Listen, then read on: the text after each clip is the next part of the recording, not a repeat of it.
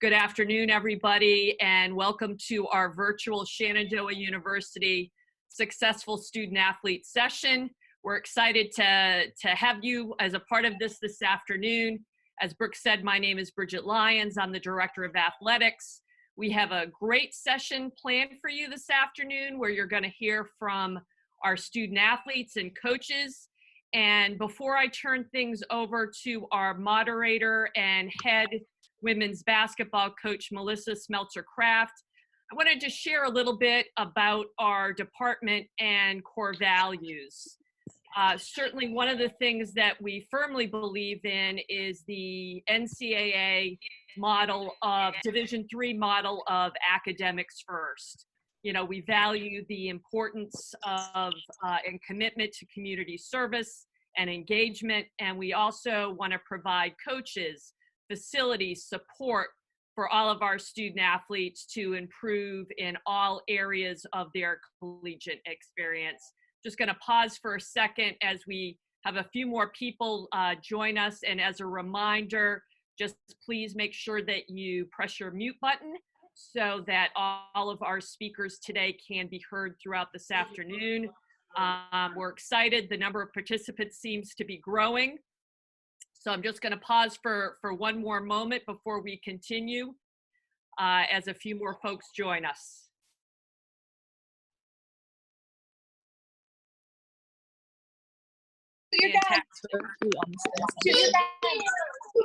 So again, please make sure as you are joining, you press that mute button.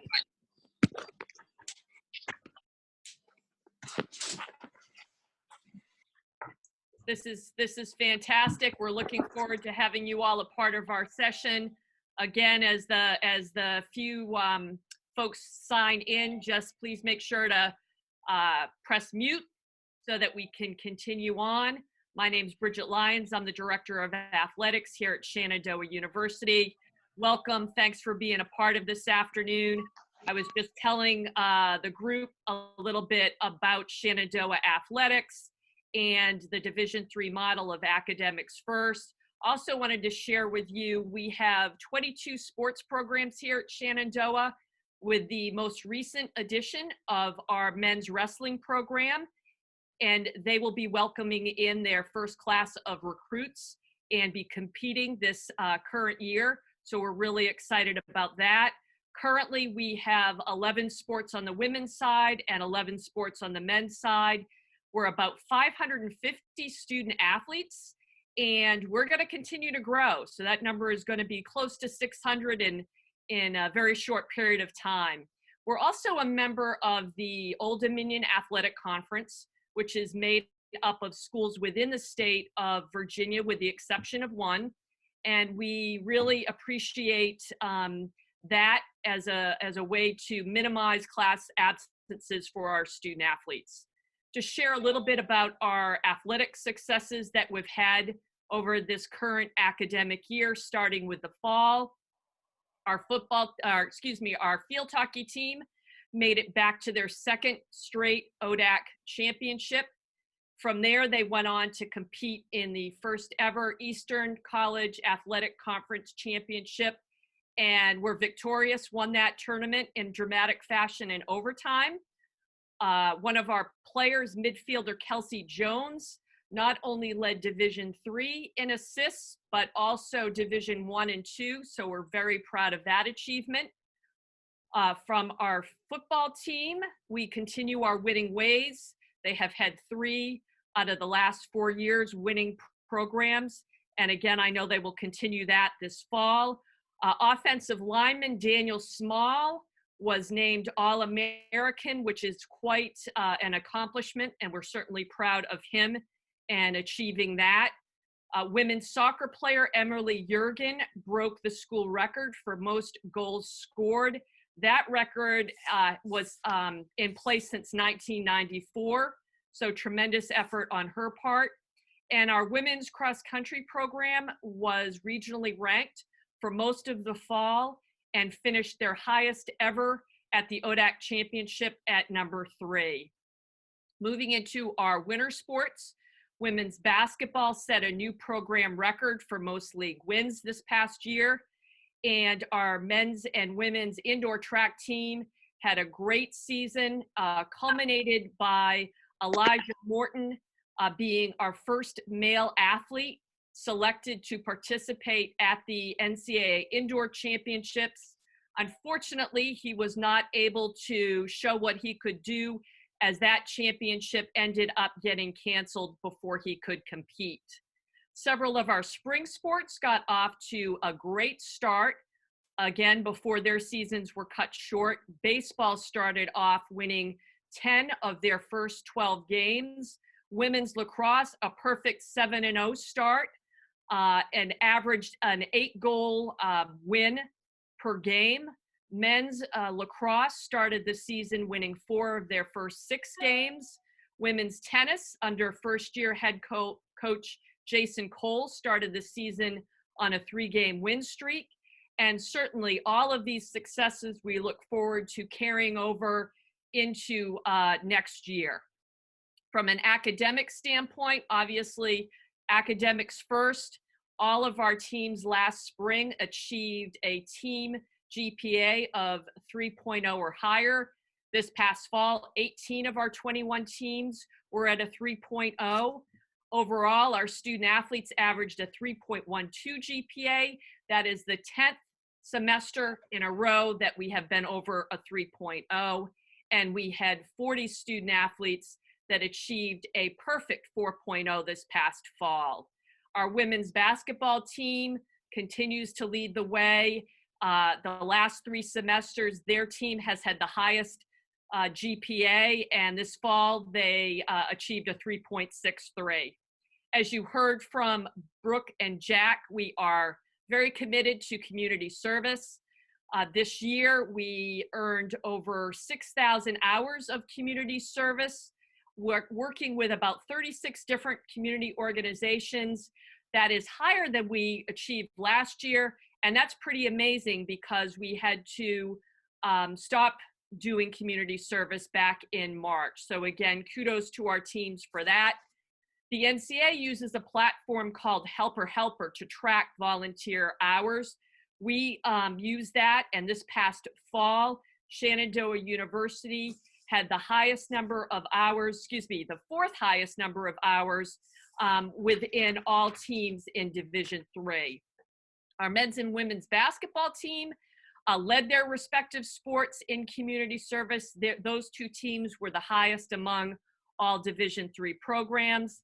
Another initiative that we really were proud of this past winter was Buzzy's Book Club, which was coordinated by our new assistant athletic director, Jess Porter. And that involved the Winchester elementary schools, challenging them to read as many books as they could during a certain period of time. All of the kids got into it. We brought them to a basketball game and presented awards. It was a really fun experience, and I know we will continue doing that in the future. And certainly last but not least, we have a great relationship with our local Special Olympics athletes. We bring them on campus and do different events with them, and I know that's a relationship we will continue as we move forward. On a facility standpoint, very excited. We are finally able to move forward with finding a home for our baseball and softball program. We are in an agreement with the city of Winchester where we are going to turf and renovate 2 fields that will be the new home of our baseball and softball program, hoping that will happen and they will be on those upgraded fields starting next spring. So lots of great things happening in Shenandoah athletics. We are so looking forward to our incoming class of student athletes to continue our success and achieve new greatness in all different areas that we're involved with. So I would now like to turn it over to Melissa Smeltzer-Kraft and close by saying, go Hornets. Hi, everybody. Thanks, Dr. Lyons.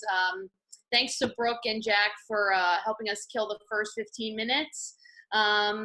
Listen, we're going to roll through some questions here. I think just a couple broad strokes are, if you have a question, I would ask that you type it in the chat the person I want you to try to chat to is SU Communications. Cindy Anderson, one of our sports information directors, she's going to field the questions and hopefully get them to me, and hopefully we can get to some awesome questions from everybody. I've got some prepared questions that I'm going to hit our panel with. So let's introduce everybody on the panel here, starting with Emily. Why don't you guys introduce yourselves, give everybody an idea of who you are. Hi everybody, I'm Emily Miller. I am a senior public health major on the cross country and track and field team. I graduate this May, and next year I will be staying here for grad school for a Master's of Public Health, and I'm from Gainesville, Virginia.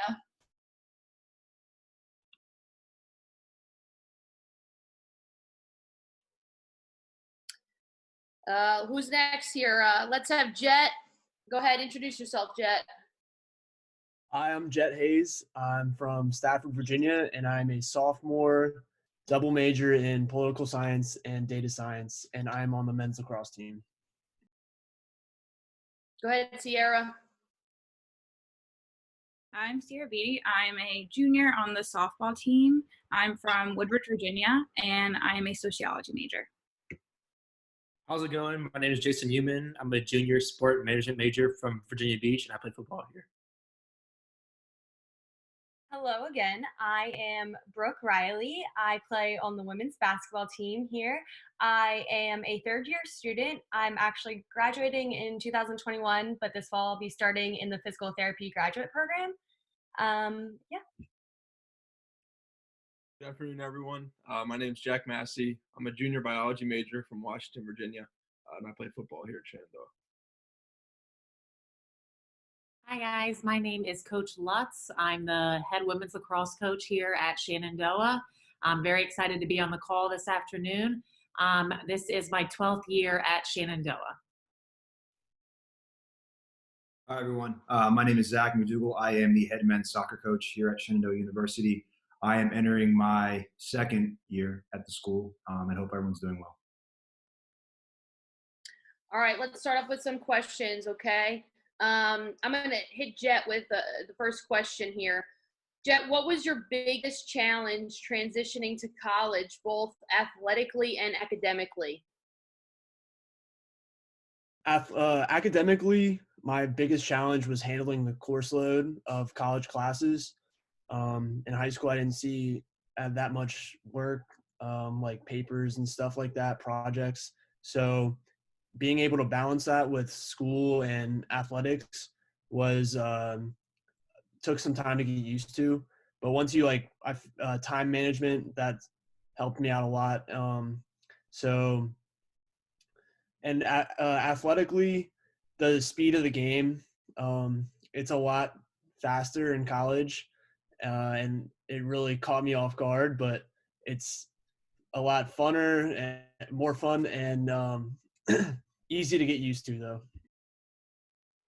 All right, Sierra, I'm going to ask you the same question here. What did you think your biggest challenge was transitioning to college, both from a school and sports standpoint? I actually completely agree with what Jet said. So academically, in high school, we're all used to going from class to class, all in order, kind of being told what to do, when to do it. In college, you have a lot more free time. So you have to make sure that you're getting to your classes on time, and it's definitely a bigger responsibility, but it's very easy to get used to if you just take the time to do it. When it comes to athletics, softball, it was good in high school, but in college, it is a lot more serious. Everybody around you is talented, so you kind of have to take it upon yourself to rise up to the challenges that you're going to face. Awesome. Thank you, guys. I want to ask a coach here. So Coach Lutz and Coach McDougall, if you could both answer this, we'll have Coach Lutz go first. But what do you guys think that students need to come in and be ready to do athletically? And then how do you all support that transition for your freshmen? Yes, I think I agree with, I think the athletes answered that question beautifully. I think from a coach's standpoint, we all do different things in our program to prep our kids coming in to the school year. but I know that we all create some sort of a workout packet. We have an incredible strength and conditioning coach in Coach Brett Sable. He does a beautiful job creating these programs specifically for each team. You will be provided one from your coach. If you haven't, reach out and maybe they'll send it to you. But that being physically ready, I think, is kind of one of the biggest things to come in and kind of even the playing field with some of the people have been doing it for 3 or 4 years. So the physical demand is definitely there. And I think if you focus and do what your coach asks you to on the workout packet, that some of the mental stuff's going to come. You're going to be confident. You're going to be, you prepared for this. So my advice is do the workout packet and come in physically ready to go. And just to add more to that, it's always a challenge. You look back when I was a college soccer player, my first year, I didn't quite know what I was getting myself into. To be honest, I didn't follow the words that Coach Lutz just recommended. I just kind of thought I could skate by, but the reality is the work needs to be done, especially for the fall sports. You have that whole 3-month window where it's pretty much on you to prepare yourself for the rigors of a college soccer season or a college football season. So yeah, that's the biggest piece of advice. Do the workout. Make sure you put in that time and effort, because at the end of the day, when you're a junior, senior, you're gonna realize how difficult that first year was when you look back on it. So and then obviously with the academic side, that's a big transition. Obviously, as the student athletes have touched on, I think there's a lot of different resources that are in place at the school. The Academic Success Center, that's a fantastic opportunity for any student that may be struggling in a course to reach out and get a tutor. There's also the Writing Center, which is a fantastic resource. That's the biggest thing, which I think you've heard from student athletes, the papers. These resources are there, and we really to take advantage of those resources. The programs here do that as well. Thank you, guys. Next question. Some of the sports, the fall sports specifically, are reporting a little bit earlier than the average person arrives to campus in the fall. So Jason, I'll ask you this question first. Can you speak for the people that come out early? How is the transition different for you being a member of the football team? In a way, it's kind of a positive because, a lot of people come on campus when everybody else does, and they don't, have friends yet. They're kind of nervous. But as far as like football players, they're kind of with people for 2 weeks. So they kind of like know people in classes already. They're not as nervous as far as making new friends. We usually come in like the second week of August, and then school doesn't start till the end of August. So they have that window to kind of build relationships.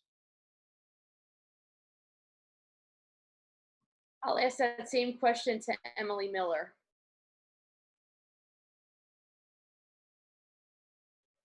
Em, you there? Sorry. So we don't come in as early as the football players do, but we do come in a couple days before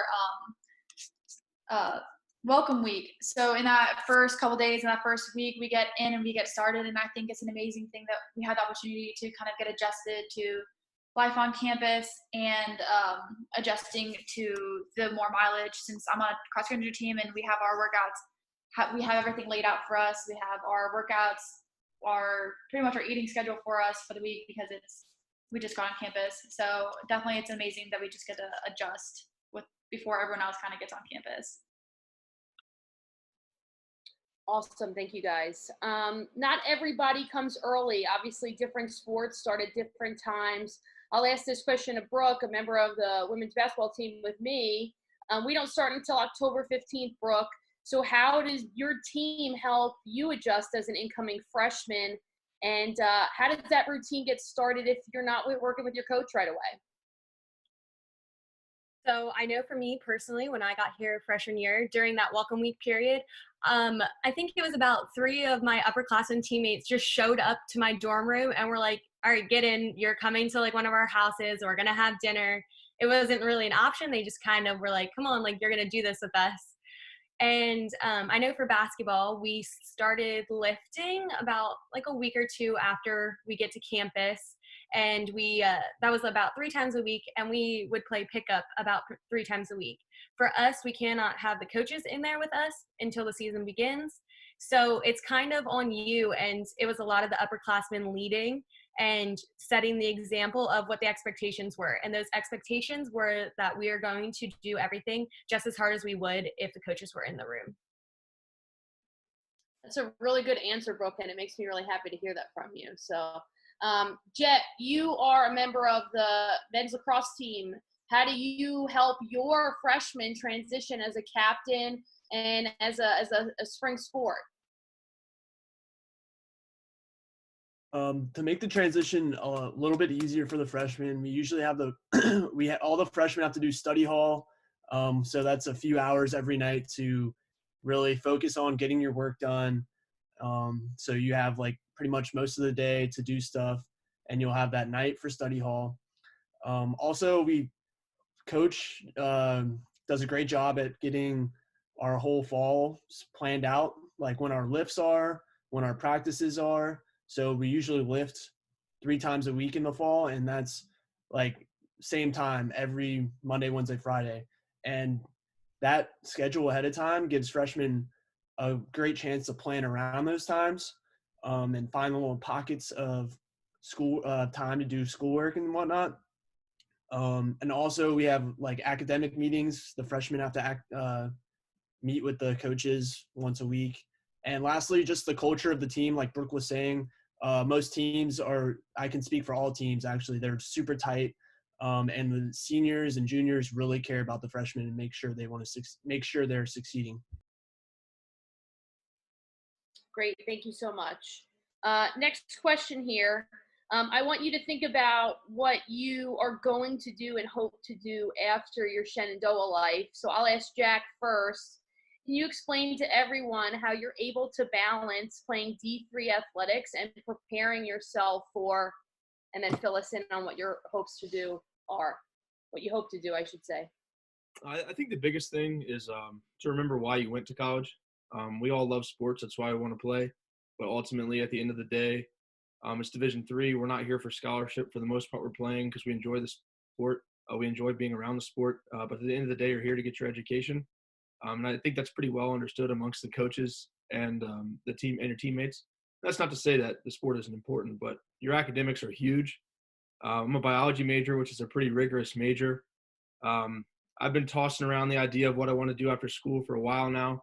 I actually recently just decided that I'd like to try to go to medical school. It's been a difficult path, to say the least. I think as far as balancing is concerned, I hate to say this, but balancing is kind of a relative term. The easy answer is you don't sleep much, but I guess the longer thing is just basically you get better at time management. You got to roll with the punches. It's difficult at first, but it gets easier. You learn what's important to regurgitate, to soak in and regurgitate knowledge. What's important and things that aren't. And the unfortunate part is you're so busy with everything that some things go in one ear and out the other, but you have to do the best to retain the necessary information. And then just to balance with sports, they're going to demand a lot of you. They expect a lot of you. The expectation is the best you can be, so do the best you can. And I would say, for myself, as far as just getting it all done is, every day in the hour, every hours in the day are times you can get things done. Make sure you get your sleep, but make the most of it. And if you're lucky, you'll get a Friday night to relax. Sierra, I'll ask you the same question. How do you find that you've been able to balance playing Division III athletics and preparing yourself for your after Shenandoah life? So after Shenandoah, I plan on going to grad school to be a social worker and then work with Child Protective Services. And honestly, I give all the credit to the professors and the coaches. We are really lucky to have amazing professors on campus and even better coaches who are going to be flexible with your schedules. They're going to make sure that you are putting academics first, and it's not going to feel like you have to make a choice between focusing on your prospective sport or focusing on your academics. They're going to make the balance really easy to be able to do both. And I know a lot of colleges can't say that. We are very lucky with the staff that we have and how invested they're going to be in your future after athletics. Excellent. Thank you so much. I'm going to throw a question out to both of our coaches that are on the panel. How about from your perspective, how do your students balance athletics and academics, and maybe some special things that you do within each of your programs? Coach McDougall, why don't you go first? So for us, it's a unique challenge. We come in right away in the fall, and there's a 2-week window. You've already kind of heard from student athletes where, you know, they're just getting adjusted to the new climate and the new atmosphere. And then classes get going. And since we are in our fall season, you know, it can be a lot. You're traveling, you know, you have classes. It can be a little bit overwhelming. So I know across the board, all the programs, they have some sort of study hall. You know, there's a community study hall that's run by our some of our coaching staff and some student athletes. So that's a great resource. But I know a lot of the programs have individual study halls. You've obviously heard that there's academic meetings that most programs will also have. And those are all great resources because, again, it's going to be a challenge. You know, papers, late nights, tests, but it's about balance. And so you have support systems in place that will help you be successful. You might make mistakes, but I think it's what you're going to learn from those mistakes that will help you eventually, you know, become a better student, become a better athlete, and overall a better person. Yes, I can piggyback off what Coach McDougall said. I agree. I think there's a plenty of resources on campus. It's a benefit of being a part of a small university, but the Academic Enrichment Center is a great resource. Since we are a spring sport, we kind of have the fall. We have the fall semester to get to know our freshmen a little bit through individual meetings and through a lot of just counseling and getting to know a little bit more about them academically. But if you guys were paying attention to Dr. Lyons when she first spoke, she talked a lot about academics. And we know as coaches that if our athletes aren't successful in the classroom, it's not going to work out there on the field, court, track, et cetera. So it is definitely on our radar all the time. As coaches, we receive midterm grades from the professors. So we try to stay on top of our student athletes as soon as we can if we see any problems in their courses. I know something specifically we do in our program, and a lot of programs do some sort of mentoring program, but we have different groups, and an upperclassman leads each one of those groups. And I think that can help the freshmen that first year if they have questions about scheduling, if they have questions about registering for a class, or I'm having this issue with a professor, what do I do? So we kind of have mentors in place who've been through it, whether it's a upperclassman or a senior. So we try to set up our freshmen to be successful. That's the goal of all coaches is to make sure that our students, student athletes are that. They're students first and they're being successful in the classroom. Thank you, Coach Schultz. I'm going to introduce and bring in one more person on the panel that came in just a little bit later was Mackenzie Slattery. Mackenzie is a golfer, and Mackenzie, I want you to kind of introduce yourself and give us your little bit of background here, but then I want you to answer this question for me, okay? What would be your biggest piece of advice for future Hornets in the room as they finish out high school, albeit virtually, and they prepare for their transition to college athletics and college? Hi guys, my name is Mackenzie Slattery. I'm a senior golfer like Coach Melissa said, so I'll be graduating in May. I'm going to chiropractic school in January and continuing my education there. My major is exercise science. And just to speak on the question that Coach Melissa asked, I would just say I'm from Chicago also, so I traveled a bit of a distance and obviously don't go home very often. So spend as much time with your family and friends as you can, because sometimes you probably won't be able to go home as much as normal. And especially if you're in if you're an athlete, a lot of your weekends will be booked basically with games and practices. So when you're in season, you don't have that opportunity to go home as much as you would like to. So just warm that up and get used to getting in contact with them virtually. So I do a lot of FaceTime calls with my mom and family, and just make sure you stay connected with friends back home. Thank you. Jason, I'll ask you the same question. What would be your biggest piece of advice for future Hornets in the room as they begin to prepare for their transition to college? I would say just embrace it, like enjoy it. Just lean on your teammates because everybody's been in your shoes before. We've all been those, nervous freshmen coming in, transitioning from high school. Just soak it all in, do the best you can, and just know that you're not alone. You have coaches, you have other students, you have your teammates, and you have people on campus that actually care about you, especially on this small university. I'll ask that same question to Brooke Riley. What would be your piece to add, Brooke? So I would say athletically, right now you guys you could either twist this one of two ways. You could make it an advantage or you can make it a disadvantage with this quarantine. You guys right now, really, you have school, but it's virtual. We could all use the excuse that the gyms are closed and, we can't go work out, but you could go for a run right now. You could come in shape. You could twist this to a major advantage that you have all the time in the world to focus on your craft and to become a better athlete. And it will show once you get into college next year and your season starts. Academically, I have seen things that Shenandoah is offering some summer courses for incoming high school seniors.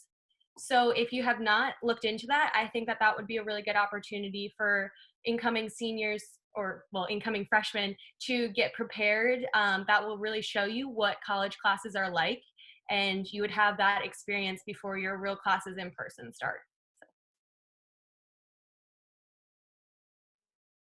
Great, thanks, Brooke.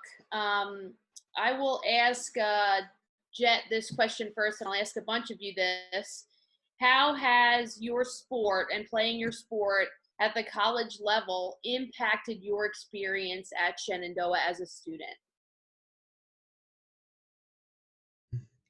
Playing lacrosse at the college level has impacted me as a student in quite a few ways.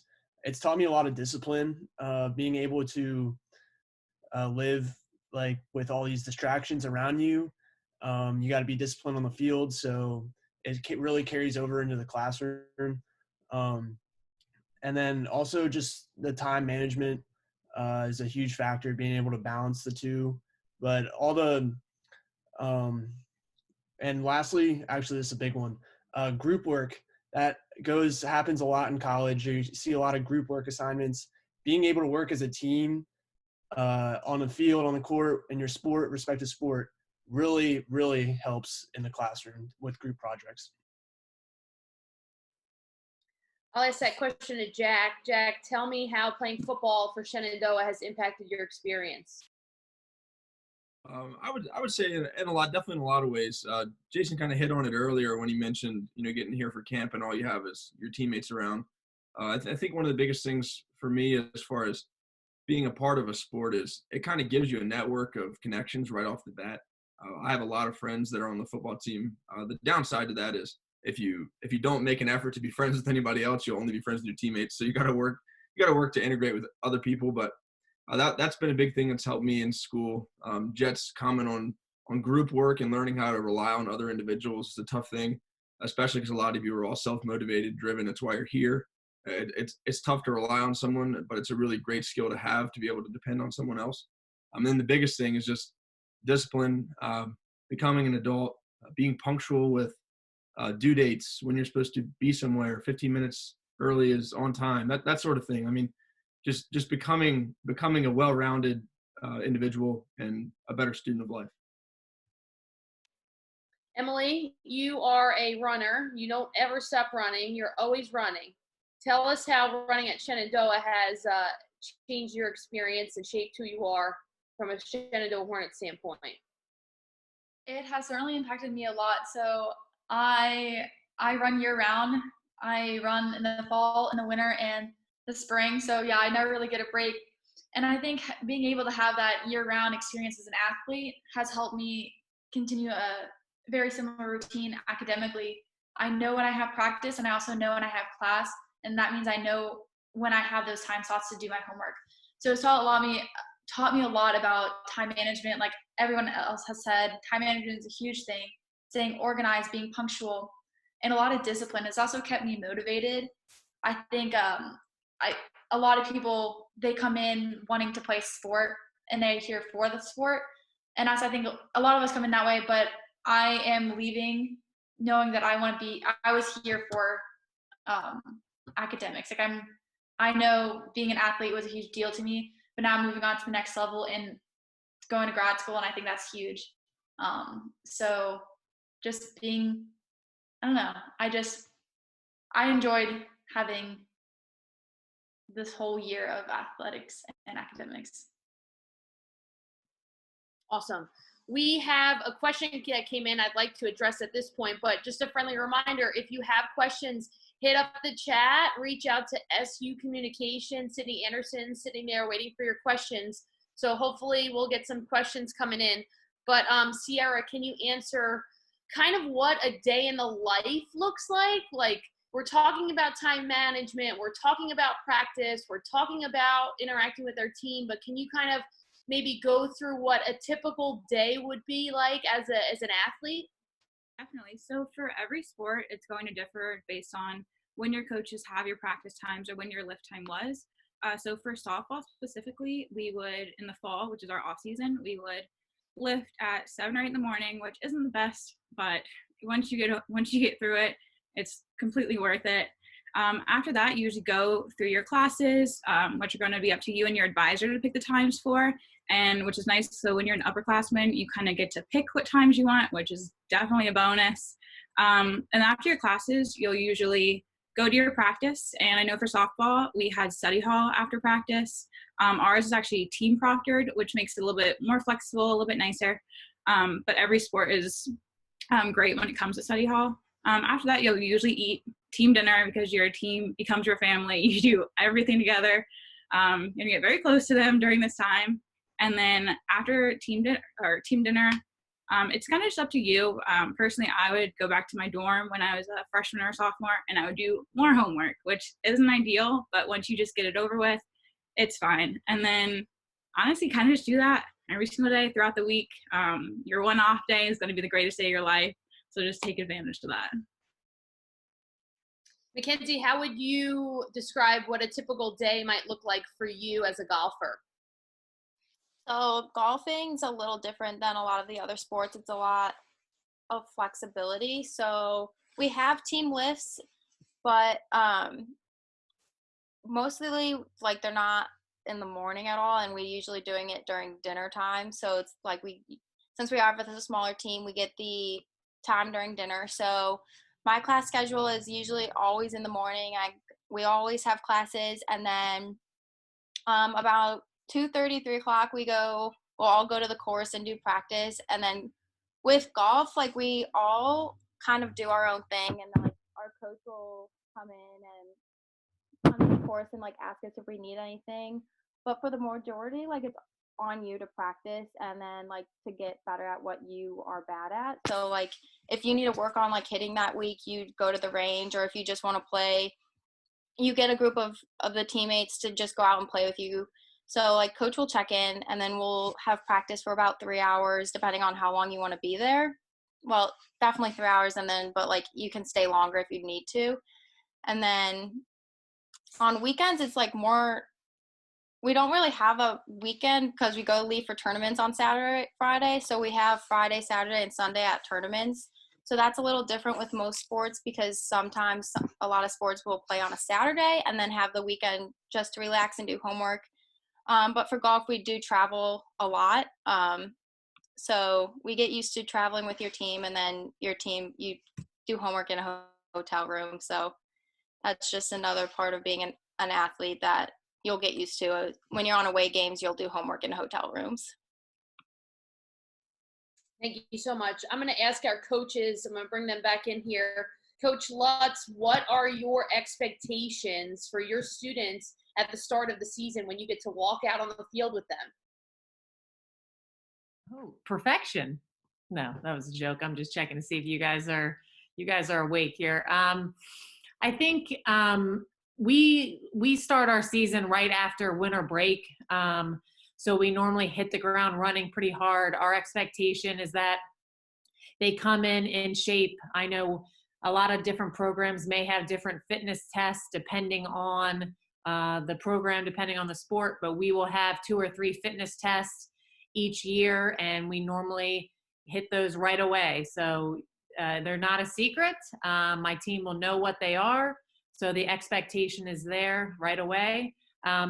And our expectation for the spring semester is for them to communicate to their professors the first week of class that they are a member of the women's lacrosse team, and communicate any sort of conflicts that there may be with travel in the semester and the season ahead of them.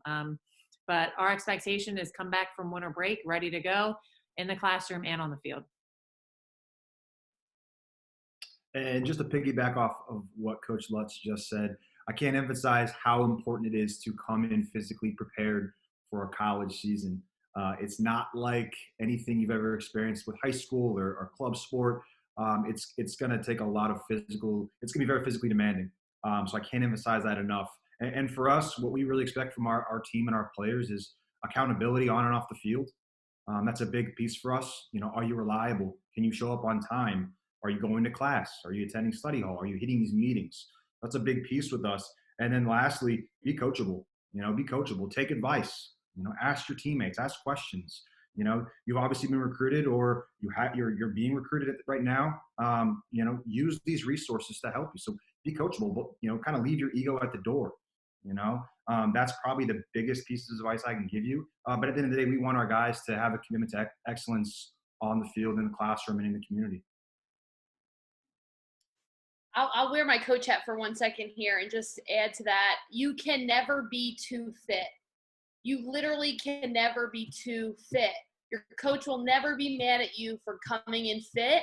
And the other piece I would add is be over communicative. Just an open line of communication. If you need something, ask. We as coaches take great pride in the fact that we wear so many hats, and we are here because of our student athletes, and we would do anything for you guys. So just reach out, talk, open up, communicate. You're not going to get help if you don't ask for it, no matter the subject. I'm going to ask the coaches again, Coach McDougall, I'll just keep you on the screen here for everybody. How do you advise your guys to go through kind of making their class schedules? How does that class piece balance with practice and lift? So for us in the fall in particular, you know, we obviously have a tough time with trying to get on the fields. We have to share it at times. So we ask our guys to schedule classes earlier in the day, so it doesn't conflict with practices, games, travel schedule, all that stuff. You know, we want to keep you in class as much as possible. So for us, we ask them that they schedule, you know, their classes earlier in the day. And after that, you know, you're looking at anywhere from 8 a.m. to 3 p.m. And then obviously you have the practice from 5 to 7, 7 to 9. So it is a large time commitment. But the upperclassmen in our team do a great job of also helping assist any freshmen with class scheduling, you know, for the spring semester. And then we obviously have academic meetings and just meetings set up in general to help assist those students, you know, kind of progress as they go through their first college year. Thank you so much. We have another question coming in from somebody here. What do students do outside of sports and academics? Emily, why don't you tell me what you've been busy with when you're not running around and doing your schoolwork? That's actually kind of tough because I pretty much just have been doing schoolwork and stuff. But so outside of that, I guess I've just been kind of connecting more with my family since I'm home. I went home during the quarantine and getting outside for some fresh air, going on bike rides and stuff like that. But yeah, but I mean, during the school year for fun, like I just spend time with my teammates as much as I can because we all have practice together, but a lot of times we don't always get that time outside of practice. So spending time with them as much as I can. Jason, how would you answer that? What are you doing when you're in Winchester outside of football and schoolwork? So actually, outside of football and school, I'm actually very busy. So I'm an RA on campus. So when I'm not doing football or academics, I'm in the hall, you know, helping out with residents if they need it. Also, I'm part of the Sport Business Association for my major. So we meet like every other week and do like sport management stuff. I'm also part of SAC. So I kind of just dipped into a lot of different hats, and I'm never really, there's always something that I could be doing. Awesome. Thank you. Okay. Another question that came in: how much do student athletes get help from academic advisors? I don't know if any of you have served as not academic advisors, but tutors and whatnot, so you might be able to answer this question. I feel like Brooke would be able to help us out with this one. How much are student athletes getting help from advisors, tutors, and other resources on campus? Okay, so from the student's perspective, I actually am a tutor myself. I tutor for, I think, about 5 subjects. And so tutoring on campus is free, and all you have to do is there's this website called Tutor Track. You can go on, you pick the subject that you need help in, and there should be, usually there's about like 1 to 5 tutors for each subject, and their availability will be on there, and you just pick whatever time works for both of you. And like I said, totally free. You get an hour long of the tutor's undivided attention. So it just gives you a perspective that may not be your teacher's. It's another voice that maybe can explain information in a different way than your teacher did themselves. As far as your academic advisors themselves, I'm in the biology department, so obviously I only have the perspective of that. But my advisor is super understanding. You can also always, you'll have one advisor assigned to you, but there's also many other professors that are willing to help you with scheduling. Myself, I go to the head of the biology department sometimes if I need extra advice on advising. When you're a freshman and you're taking your gen ed courses, there's usually multiple time slots offered for each course. Like if you're taking bio 1, there's going to be probably about 5 different time slots that you can register for. So if you have lift in the morning, maybe take one of the afternoon biology classes, or vice versa. As you get older and you're in the upper level courses of your major, usually it's harder to schedule times that won't conflict with your athletics, because there's usually only about 1 section for each of them because the class sizes get a lot smaller. That's when your coaches become involved, and that's when like you have to communicate with them that, 4 o'clock is the only time that I can take this lab, so maybe on Monday nights we might have to have a later practice time, or I'll have to make up my practice earlier in the day, something along those lines. In before 1 o'clock time frame, Brooke and Jack talked a little bit about community service and some things that were meaningful to them, but I'll ask Jason this one. What have you guys done for community service, or maybe give me something that's been a favorite of yours, and how has doing community service at Shenandoah impacted you? Absolutely. So football actually gets very involved with the community, like Jack mentioned earlier. We're very involved with the local elementary schools. I'm a mentor myself, so once a week I go over there to the elementary school. I play recess with my kid. I kind of talk to him, go to class with him, and we have a lot of players that do that. So it's kind of our way of dipping into the community. Also, we did a pancake thing one time. We were serving pancakes to the local community at a Jim Barnett Park, and honestly, it's just a nice way to get away, especially elementary school. It's nice to be a kid again for like an hour. So I would say it kind of shows the community around you and shows that SU is not just the campus, it's Winchester also. Jet, how about you? What stuff has men's lacrosse done for community service, and how has that impacted you in your first 2 years at Shenandoah? We, as a team, we did a few community service activities. One was we worked it with the women's lacrosse team, and it was through the Winchester Youth organization, and it was a dance for special needs kids, and it was so fun. They had a blast, and we all had a blast. So that was a ton of fun. And something unique is we also got to work a medieval fair. That was a blast. It's just so fun to kind of give back to the community. Winchester, they really take pride. The people of Winchester take pride in Shenandoah. They love the school. So being able to do volunteer work is just really feels great.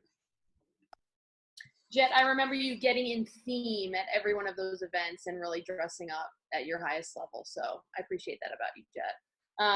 All right, so let's talk a little bit about SAC. I think this is a good segue to talk about SAC. SAC is Student Athlete Advisory Committee, and Jason and Jet are members of SAC, as well as Emily and Sierra. So this question will go to those two ladies. Kind of talk about the initiatives of SAC and what student athlete advisory is, okay? And let me just say this though, I got this quote from our SAC advisor here. The simplest way to describe what SAC is the connection of our athletics department and our student athletes to the outside community. I think Jet just touched on that, but Sierra, Emily, just let us know, what are some of your favorite initiatives that you all have done through SAC in your experience at Shenandoah? So this year, I was really lucky to be able to lead a program that we do called Adopt a Family. It takes place in December, and basically what we do, we are given either 1 or 2 families, and all the sports teams raise money, and we buy all of their Christmas gifts, make sure that they're kind of set just to make their holidays a little bit easier. I think that's by far my favorite one, just because you get to see their reaction, see how much this impacts a family, and actually see that you're making a difference in their lives.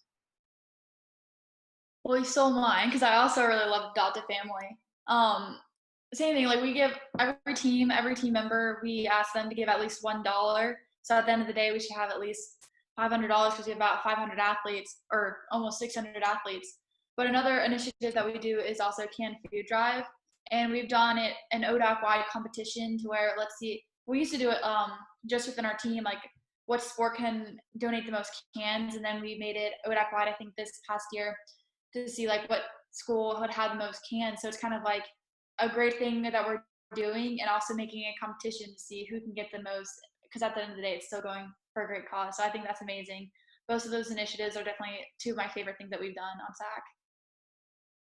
I can't believe we would compete against each other in anything, even if it's for a good cause. I just can't imagine athletes wanting to do that. Coach Lutz, can you answer this question that came in that might be trying to explain the difference between maybe high school and travel and club teams compared to our experience and the experience we provide at Shenandoah with how do we do team travel and team meals, and how do we help our students not have to worry about a lot of that stuff when they're on our teams?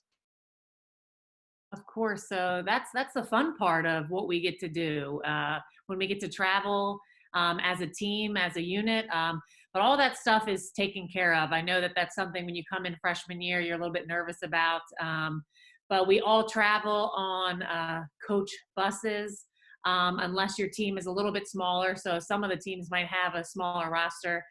Maybe golf might be one of those. But our buses have Wi-Fi, which is awesome. It's a great way for the student athletes to be able to get some of their work done while they're traveling. But all of that is taken care of for you. So you're not having to worry about where you're eating and that kind of stuff. All of that's done. As coaches, we wear a lot of different hats, and travel itineraries is one of those. And so I think each coach does it a little bit different as far as where they eat, but we take care of you as long as you guys are doing the right things. So.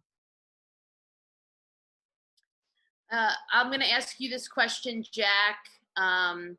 Is it possible to also do clubs and organizations as a student athlete? Yeah, definitely. I think just like your coaches are really understanding of you doing athletes or of doing athletics and academics.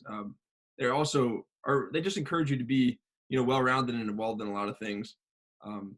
Jason mentioned being in SAC and SBA and all that sort of things. Those are some clubs that he's in.